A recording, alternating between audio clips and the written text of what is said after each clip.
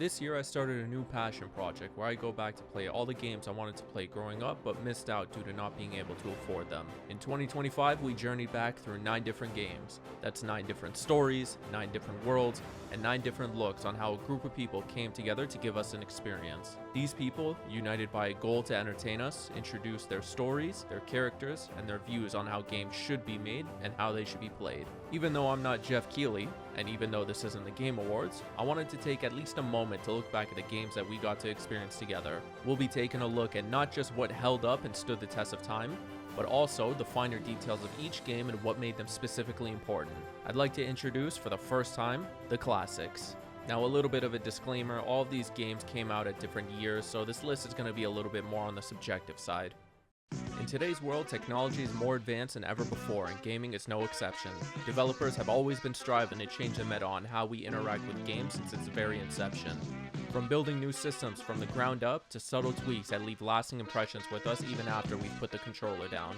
No matter what year it is, it's always important to acknowledge developers that took a leap of faith on designs that changed how we view video games as a whole, which is why the first award is for the best technical achievement. The nominees are Detroit Become Human, Max Payne 3, LA Noire, and Sleeping Dogs. And the winner is Max Payne 3.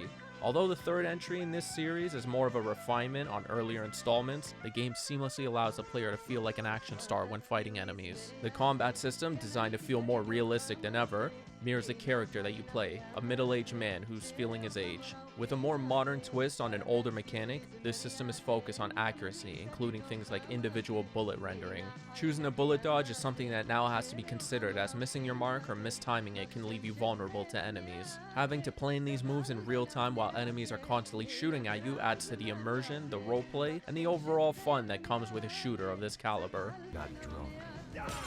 Hey, good for you.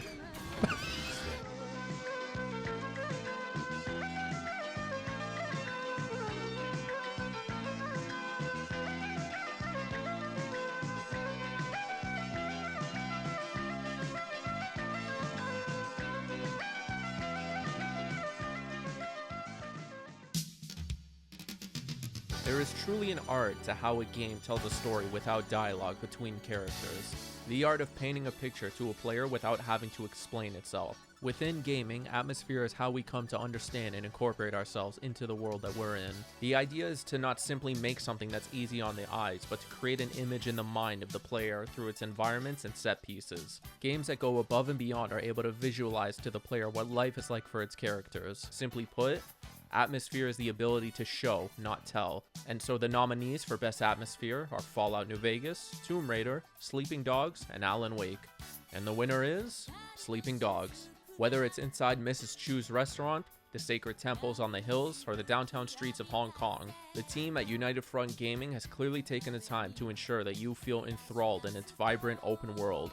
Taking inspiration from their multiple trips to Hong Kong, where they took thousands of photos and videos to gather inspiration on the looks as well as the life of an average resident. As a result, they managed to capture the vibrancy of the city as a whole. Whether you're in one of the multiple street races around the city, in a shootout in enemy gang territory, or just grabbing a pork bun in the city's night market, you can't help but be taken back by the beautiful visuals that the game has to offer. Bumping into the shoulders of residents just going about their day, you really do feel like a small cog in a bustling city.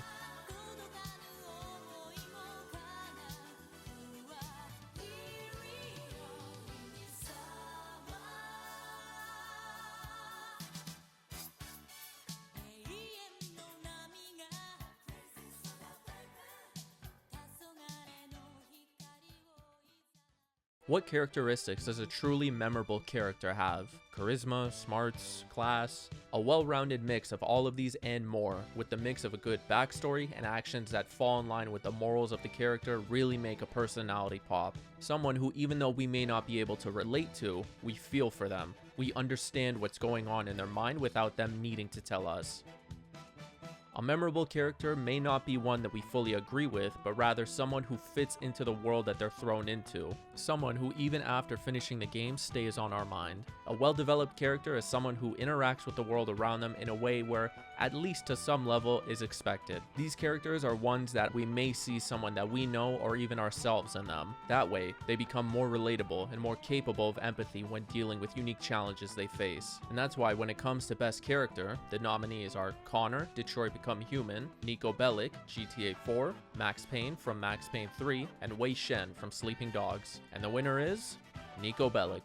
After his time in the Serb-led army during the Yugoslav wars, serving as a pilot and infantryman, Nico, much like millions of Americans, comes to the Big Apple to start a new life, not before closing some old chapters before he can officially begin anew. With the help of his cousin Roman, who sponsors his trip, and some friends he meets during his time there, Nico powerfully emboldens the mindset of chasing after the American dream. To start with nothing but the clothes on his back and a dream in mind, Nico is a fantastic archetype in leaving behind the old world to strive for a better and new one. While not being a saint, you discover that he still has a heart underneath the facade of a mindless killer. A true anti-hero. Not simply just a criminal, but someone who is willing to help strangers even when they have nothing to offer in return. Whether it's helping a stranger suffering from drug abuse to get the help she needs, to helping abuse victims escape patterns of violence, Nico shows that everyone is capable of redemption, regardless of their history. To be human is to understand that everyone has their own vices and is worthy of humanity when those vices cling to us.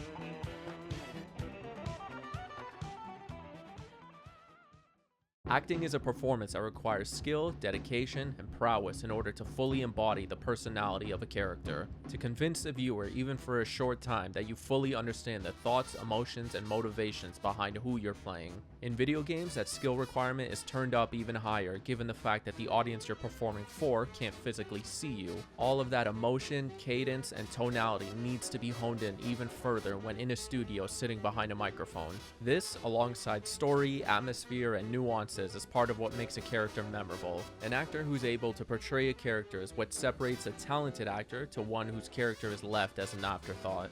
The simple fact is that you could have the best written character ever, but without someone who's able to bring those voice lines to life is what makes an actor's performance truly memorable. This is why for the Best Performance Award, the nominees are Aaron Staton from LA Noire, Will Yoon Lee from Sleeping Dogs, Troy Baker from BioShock, and Camilla Luddington from Tomb Raider. And the winner is Will Yoon Lee, Sleeping Dogs. Will Yoon Lee gives a phenomenal performance in capturing the anxiety that comes with Wei Shen's position. Someone working undercover in a criminal underworld, a sheep in wolf's clothing, someone masquerading as an entry-level gang member while working for the police. Lee's performance is a masterclass in how the life of crime can alter someone's view on right versus wrong. He captures the elements of loyalty, betrayal, and revenge with ease. As the story unfolds, you truly begin to understand the gravity of his situation and how no matter what choices he makes, there's always a cost, whether it be his morality, his love life, or even his closest friends. By the end of it, the line between law and anarchy begins to blur, leading to confrontations on both sides, and all of this is fully encapsulated by the magnificent acting. I won't last a day in there.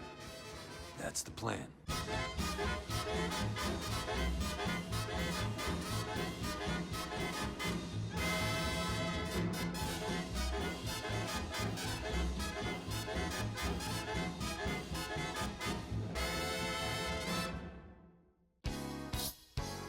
No matter what medium of entertainment you enjoy, one element seems to always stand out, either for better or for worse: the music. Capable of adding emotion and intensity to anything it's paired with, music is one of the core foundations of what makes a game memorable. It's the reason why most studios have playlists of their scores available to listen to on different platforms. It's the catalyst that drives the narrative forward, and without it, most games would fall flat, lacking any real emotion. It's used for world building, helping players understand the grandeur of skill made available to them, It's used for emotional emphasis, allowing you to feel for characters further than you normally would, given a static soundscape. And it's even used to intensify player choices to help give a feeling of severity when faced with challenges. Music is the bridge that helps us emotionally connect with a game. Without it, it's fair to argue that the narrative, the characters, and even the visuals wouldn't be as memorable. And so the nominees for Best Score are BioShock Infinite, Detroit Become Human, Max Payne 3, and Tomb Raider.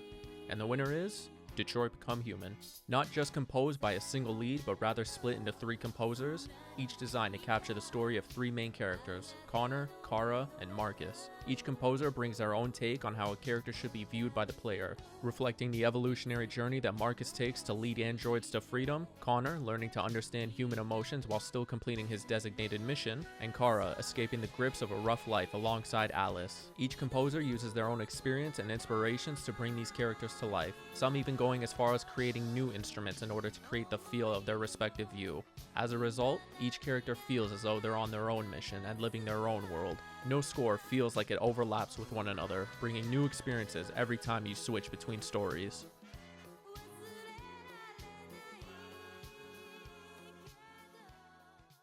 And to cap off this year's awards, we have Game of the Year. This was extremely hard to choose. All of these games had their own strengths and weaknesses, but one stands out. This game tells an amazing story through its environment, art design, characters, and so much more. A game that gives the player the freedom to explore and project their own themes onto the world around them, with a fan base that is not only just alive and well, but thriving even years later. Although not boasting the highest recent player count, this game has had a healthy level of reoccurring players showing mass interest despite being over 15 years old. This game has stood the test of time and shows that when focusing on creating an immersive, in-depth experience fueled by passion for gaming and consideration for its audience, a game is by all accounts capable of holding up.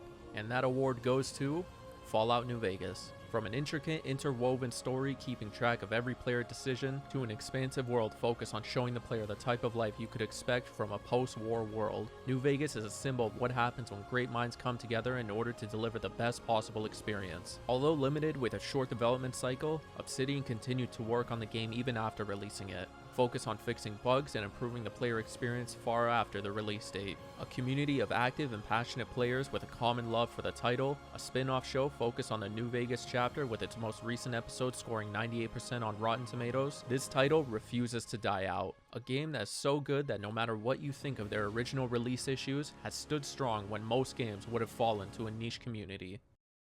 And with that, we wrap this up for 2025.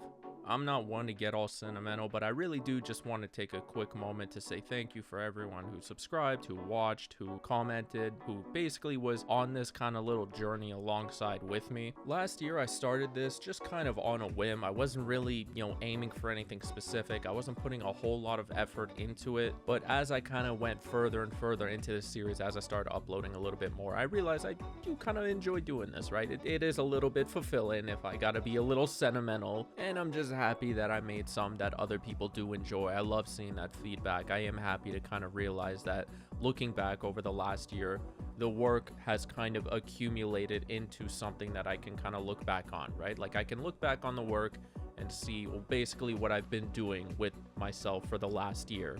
The pause. I do plan on continuing this series throughout 2026 because I'm not gonna lie, I still got a lot of games I gotta play. I think my Steam wish list is at like 45 now, so bear with me. I got a couple games that I gotta play. But like I said, I really did enjoy this last year, making these videos, making people laugh and all that. So if you do want to stick around to see what other games I'm going to be playing in the next year in 2026, feel free to subscribe, feel free to fucking do whatever. I'm not your dad, but if you do want to stick around, by all means, continue to do so. I'm still going to be here, putting out more videos. So for now, I'm going to keep it at that.